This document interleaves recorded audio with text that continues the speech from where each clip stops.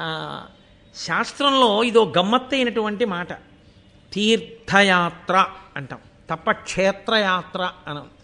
నిజానికి వాడు వెంకటాచలం వెళ్ళొచ్చాడు, తిరుపతి వెళ్ళొచ్చాడు. ఎక్కడికి వెళ్ళొచ్చారండి అన్నారు అనుకోండి, తీర్థయాత్రకి వెళ్ళానండి అంటాడు. తీర్థయాత్రకి వెళ్ళానన్నావు కదా, ఏం చేశావు? వెంకటాచలం వెళ్ళి వాళ్ళు ఇచ్చిన రూమ్లో గీత వేసుకుని స్నానం చేసి వెంకటేశ్వర స్వామి వారి దర్శనం చేసుకొచ్చాడు స్వెటర్ వేసుకుని. అదే తీర్థయాత్ర కాదు. ప్రకృష్టమై పరమ పవిత్రమైన ప్రదేశముల యందు అనేకమైన పేర్లతో తీర్థములుంటాయి. ఒక వెంకటాచల క్షేత్రం ఉందనుకోండి, ఎన్నో తీర్థములుంటాయి.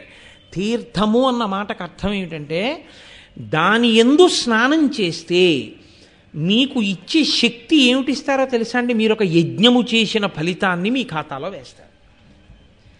యజ్ఞము చేస్తే సోమయాజి అంటారు. వాడు యజ్ఞం చెయ్యాలి. గృహస్థాశ్రమంలో ప్రవేశించేది ఎందుకు అంటే యజ్ఞం చేయడం కోసం, యాగం చేయడం కోసం. యజ్ఞయాగాదులు జరిగినప్పుడు ఆర్థికంగా ఆదుకోవడం కోసం, వాడి బలాన్ని దానికి దాపుగా పెట్టి రక్షించడం కోసం. ఏది చెయ్యగలిగితే అది చెయ్యాలి యజ్ఞయాగాది క్రతువులలో. కానీ వాడు అన్ని చెయ్యలేకపోతున్నాడేమోనని అనుగ్రహించి ఈశ్వరుడు కలియుగంలో తీర్థములను ప్రవహింపజేశాడు. తీర్థము వేరు, నది వేరు.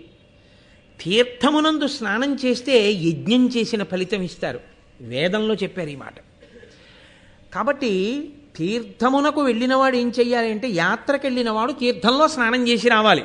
వాడు తీర్థంలో స్నానం చేసి వచ్చినవాడు కనుక వాడు యజ్ఞము చేసి వస్తున్నవాడితో సమానం.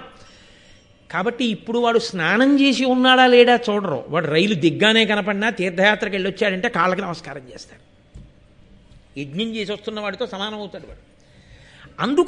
అందుకని యాత్రకు వెడితే స్నానం చేస్తాం. అందుకు కదూ మనం కాంచీ క్షేత్రానికి వెడితే అందరం కలిసి చక్కగా అక్కడ క్షేత్రంలో ఉన్నటువంటి ఒక గొప్ప దేవాలయంలో రథసప్తమి నాడు సంకల్పం చెప్పుకుని అందరం ఆ జిల్లేడాకులు రేగుపండు పెట్టుకుని, అవన్నీ ఎందుకు పెట్టుకుంటారో ముందు 4 మంచి మాటలు చెప్పుకుని సంకల్పం చేసుకుని అందరం అక్కడ ఉన్నటువంటి తీర్థంలో స్నానం చేసి వచ్చాం. అది చెయ్యాలి. అలా చెయ్యమని శాస్త్రాలు చెప్తున్నాయి. కాబట్టి వాళ్ళందరూ అక్కడ చేరి ఉన్నది ఎందుకు అంటే, నువ్వు ఏ ఏ తీర్థములలో స్నానం చేసి వచ్చావు నీకన్నీ తెలుసు. నువ్వు పురాణవాంగ్మయం అంతా చదువుకున్నావు కాబట్టి ఎక్కడ ఏ క్షేత్రం ఉందో తెలుసు, ఏ తీర్థం ఉందో తెలుసు. కాస్త పెద్ద ఆయనతో ఎందుకు ఎడతారండి యాత్రకి? వాళ్ళు తిరగలేక ఎవరితో వెళ్ళారో, ఎవడు కొంచెం అందులో తెలుసున్నవాడు అనుకుంటారో వాడి పెట్టి వీళ్ళందరూ పట్టుకుంటారు. ఆయన పెట్టి పట్టుకోవడం ఎందుకు అంటే, ఆయనకి తెలుసు, ఆయన 4 మాటలు చెప్పి చూపిస్తాడని తాపత్రయం. అలా వెళ్ళలేకపోయిన వాళ్ళు, అయ్యా ఏమి చూసి వచ్చారంటే అని మిగిలిన వాళ్ళని అడిగి తెలుసుకుని సంతోషిస్తారు కదూ. అలా మీరేమేమి చూసి వచ్చారు మీకు అన్నీ తెలిసి ఉంటాయి కదూ. కాబట్టి మాకు చెప్పండి. తీర్థయాత్రకి వెళ్ళొచ్చిన వాళ్ళింటికి వెళితే అడగవలసిన ప్రశ్న ఇది. వాళ్ళు కూడా ఏం మాట్లాడాలంటే, వాళ్ళు తీర్థయాత్ర ప్రారంభం దగ్గర నుంచి మననం చేసుకోవాలి.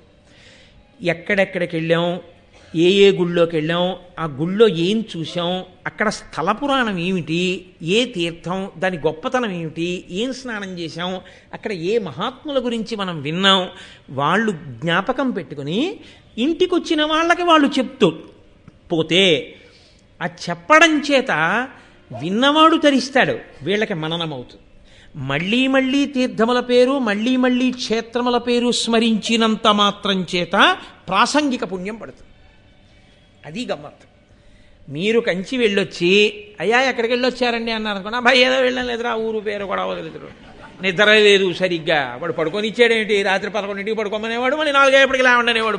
ఇంకేం నిద్ర, అమ్మ నాయన ఇంకెప్పుడు వెళ్ళకూడదన్నారు అనుకోండి, ఆ ఊరి పేరు కూడా చెప్పకుండా ఇంకెందుకు ఆ యాత్ర చేయడం కాదు. మీరు స్మరించి 4 మాటలు చెప్తున్నారు అనుకోండి. అరుణాచలం వెళ్ళామండి, గిరి ప్రదక్షిణం చేశాం అంటే, గిరి ప్రదక్షిణ ఏమిటండి అంటే స్థూల శివుడు అండి, కొండ, 8 దిక్కుల దేవాలయాలు ఉన్నాయి, దక్షిణాన యమలింగంతో ప్రారంభం అని మీరు వర్ణన చేస్తుంటే మానసికంగా వెళ్ళిపోతుంటారు. ఒకసారి మీరు మాట్లాడుతుంటే ప్రాసంగిక పుణ్యం, ఆ పేర్లు తలుచుకున్నారు కాబట్టి. అందుకే తీర్థయాత్ర అన్న మాట మీద అన్ని విషయాలు పేర్కొన్నాయి శాస్త్రాలు. సరే, ఇప్పుడు నేను మళ్ళీ తీర్థయాత్ర అనగానేమి అని మళ్ళీ ప్రవచనం ఎందుకు కానీ దాని గురించి అందుకు అడగడం. వాళ్ళు నైమిషారణ్యంలో ఉన్నవాళ్ళు చేతకాక ప్రశ్న వేశారని మీరు అనుకోకూడదు. మహాభారతము ధర్మ సూక్ష్మ సమన్వయము. మహాభారతం వింటే మనం ఏం చెయ్యాలో మీరు తెలుసుకోవాలి, నేను తెలుసుకోవాలి. కాబట్టి ఆ ఊంచుకోవడం కోసం భారతం వినడం తప్ప నన్నయ్య గారు బాగా రాశారని నన్నయ్య గారికి సర్టిఫికెట్ ఇవ్వడానికి భారతం చదువుకోవడం ఎందుకు? నన్నయ్య గారికి సర్టిఫికెట్లు మీరు నేను ఇవ్వక్కర్లేదు, ఆయన తరించిపోయారు. ఆయనకి సర్టిఫికెట్ ఇవ్వడానికి భారతం చదువుకోక్కర్లేదు, మనం తరించడానికి నన్నయ్య గారి దగ్గర ఏం నేర్చుకోవాలో తెలుసుకోవడానికి భారతం వినాలి. కాబట్టి ఇప్పుడు ఆయన బ్రహ్మర్షులకు నమస్కరించారు, వాళ్ళందరూ ఆయన్ని ప్రశ్న వేశారు. ఆయన అన్నారు, శమంతక పంచకాన్ని చూసి వచ్చారు. ఎందుకు ఈ మాట వచ్చింది అంటే, వాళ్ళు ప్రశ్న వేసేటప్పటికే వీళ్ళకి ఇది చెప్తే బాగుండన్న ఉత్సాహం ఒకటి పెళ్ళుబుకుతోంది ఆయనలో. అంటే ఇది చెప్తే బాగుండని ఆయనకు అనిపించింది అంటే, అన్నీ తెలుసున్నవాడు ఇది చెప్తే బాగుంటుంది అనుకున్నాడు అంటే అది ప్రయోజనకరమైన విషయము అని మీరు నమ్మవలసి ఉంటుంది కదా, లేకపోతే ఆయనకు ఆ పొంగెందుకు వస్తుంది? కాబట్టి ఆయనకి ఏది జ్ఞాపకం వచ్చిందంటే శమంతక పంచకం జ్ఞాపకానికి వచ్చింది. అక్కడ పరశురాముడు 21 మార్లు ఈ భూమండలం అంతా కూడా దండయాత్ర చేసి క్షత్రియులను తెగటార్చి వారి రక్తంతో 5 సరోవరాలను ఏర్పాటు చేసి ఆ రక్తంతో పితృదేవతలకి తర్పణ చేశాడు. అప్పుడు వాళ్ళు, అయ్య బాబోయ్ ఇంకా ఇలాంటి అలజడి వద్దురా నాయన, ఇంకా క్షత్రియ సంహారం చెయ్యకని చెప్పిన తర్వాత ఆయన శాంతించాడు. అదిగో అంత గొప్ప ప్రదేశం ఆ శమంతక పంచకాన్ని, కురుక్షేత్రాన్ని, జనమేజయుణ్ణి, యాగాన్ని, ఇవన్నీ చూసొస్తున్నారు. అంటే వాళ్ళు అన్నారు, మేమేది వింటే బాగుంటుంది, మేమేది తెలుసుకుంటే బాగుంటుంది, ఇది అడగవలసింది. మీరు వేదిక మీద వెళ్ళిన వ్యక్తి దగ్గరికి తీసుకొచ్చి ఇలా ఓ కాగితం ఇచ్చి ఇది చెప్పండి అని అడగకూడదు. ఏది మీకు చెప్పాలో వేదిక మీద కూర్చున్న వాడికి తెలిసి ఉంటుందని మీరు నమ్మవలసి ఉంటుంది. అది వినయం. ఆ వినయం లేని వాడికి వినే అర్హత ఉండదు. ఆ వినయం ముందు నేర్చుకోవలసి ఉంటుంది. కాబట్టి ఆయన చెప్పాలి, మేము ఏది వింటే బాగుంటుంది, మాకు మీరు ఏది చెప్పాలనుకుంటున్నారో, మాకేది పురుషార్థాన్ని కల్పిస్తుంది, మాకు అటువంటి కథని, అటువంటి గ్రంథాన్ని, అటువంటి ఇతిహాసాన్ని, అటువంటి విషయాన్ని మాకు ప్రవచనం చేయవలసింది మహానుభావ అని వాళ్ళు ప్రార్థన చేస్తే ఆయన అన్నారు, మా గురువు మహానుభావుడు, వేదమంతా ఒక రాశిగా పడిపోయి ఉంటే కలియుగంలో ఉండేటటువంటి ఆయుర్దాయాన్ని దృష్టిలో పెట్టుకుని 4 వేదములు చదవగలిగిన వాళ్ళు ఉండరని వేదమును విభాగం చేసి రుక్, యజు, సామ, అథర్వణ వేదములని 4 వేదములుగా విభాగం చేసినటువంటి వేదవ్యాస భగవానుడు 18 పురాణములను వెలయించిన తరువాత పంచమ వేదమైనటువంటి మహాభారతాన్ని రచన చేశాడు. అందులో లేనటువంటి ధర్మ సూక్ష్మం లేదు. భారతమంతా రచన చేసిన తర్వాత వేదవ్యాసుడే అన్నాడు, నీకు ఎక్కడ ఏ సమస్య వచ్చినా ఏది తెలుసుకోవాలన్నా భారతమే ఆధారం, ఇంతకన్నా ఇంకోటి ఏది ఉందో నాకు చెప్పాడు. కాబట్టి నీకు జవాబు లేనిది లేదు మహాభారతంలో, అన్నీ ఉన్నాయి.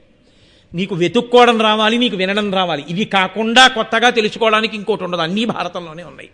అన్ని ఆఖ్యానములతో, అన్ని ఉపాఖ్యానములతో, అన్ని విశేషాలతో భారత రచన చేశానని మా గురువు అయినటువంటి మహానుభావుడు వేదవ్యాసుడు పేర్కొన్నాడు.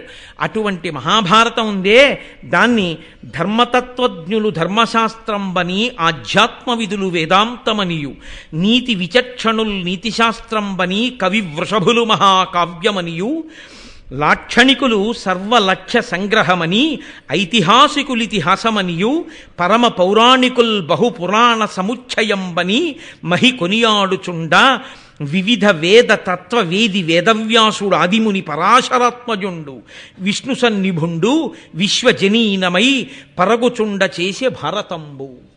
సాక్షాత్ విష్ణు స్వరూపుడైనటువంటి వేదవ్యాసుడు రచన చేసినటువంటి ఆ మహాభారతం ఉందే, దాన్ని ధర్మతత్వజ్ఞులు ధర్మశాస్త్రం బని, ధర్మము యందు నిష్ణాతులైనటువంటి వారు మహాభారతాన్ని ఇదే ధర్మశాస్త్రం అని పిలుస్తారు.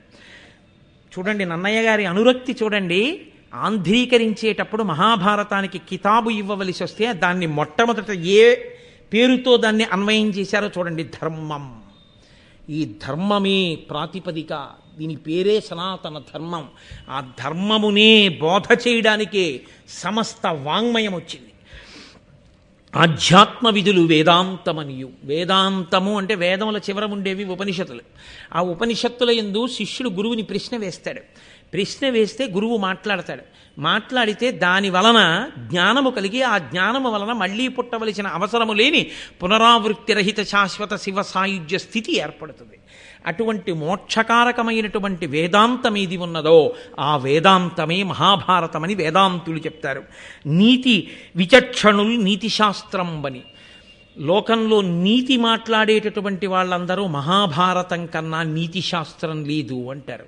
కాబట్టి మహాభారతం గురించి మాట్లాడినా, మహాభారతంలోని ఏ వ్యక్తి గురించి పుస్తకాలు రాసినా ఆ కోణంలో చూసి వ్రాయాలి, ఆ కోణంలోనే మహాభారతాన్ని చూడాలి తప్ప ఇంకొకలా చూసి కవిత్వపరమైన అన్వయం చేసే అధికారం ఎవరికి ఉండదు అన్నది తీర్పు. కాబట్టి కవివృషభులు మహాకావ్యమనియు, గొప్ప కవులు దాన్ని మహాకావ్యము అని పిలిచారు. ఇంతకన్నా కావ్యం ఉండదు లోకంలో. లాక్షణికులు సర్వలక్ష్య సంగ్రహమని, లాక్షణికులు ఇంతకన్నా గొప్ప లక్ష్యశాస్త్రము వేరొకటి లేదు అన్నారు.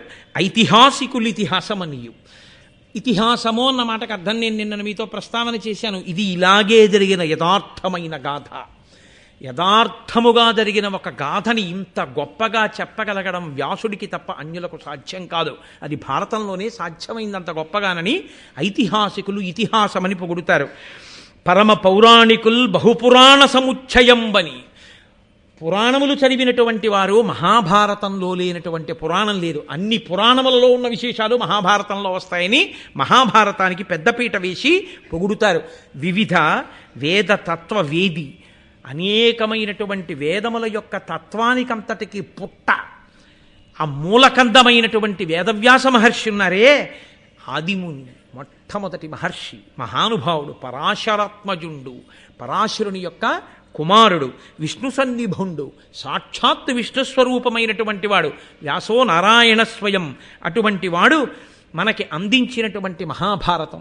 నేను దాని గురించి ప్రవచనం చేస్తాను, చక్కగా మీ అందరూ వినండి అని. అక్షౌహిణి అన్న మాటకు అర్థమేమిటో, పర్వం అంటే ఏమిటో, మహాభారతంలో ఎన్ని పర్వాలున్నాయో, ఆ పర్వాలలో ఉండేటటువంటి కథా సారాంశం ఏమిటో, ఒక్కొక్క పర్వానికి ఒక్కొక్క పేరు ఎందుకు వచ్చిందో 18 పర్వముల గురించి విహంగ వీక్షణంగా ఒక్కసారి చెప్పాడు. సంక్షేప రామాయణం అంటారు చూసారా, అలా ఒక్కసారి. ఇలా ఎందుకు చెప్తారో తెలుసా అండి? జిజ్ఞాసువైనటువంటి వాడైతే అమ్మో ఇన్ని విషయాలున్నాయి, మనకి మళ్ళీ ఎలా అందుతుందిరా, ఇది వినాలి, ఇలా ఆయన చెప్పి వెళ్ళిపోవడం కాదు, వివరంగా విందామని బాగా నాకు వివరించి చెప్పండి అని అడుగుతారు. వివరించి చెప్పమని అడగడం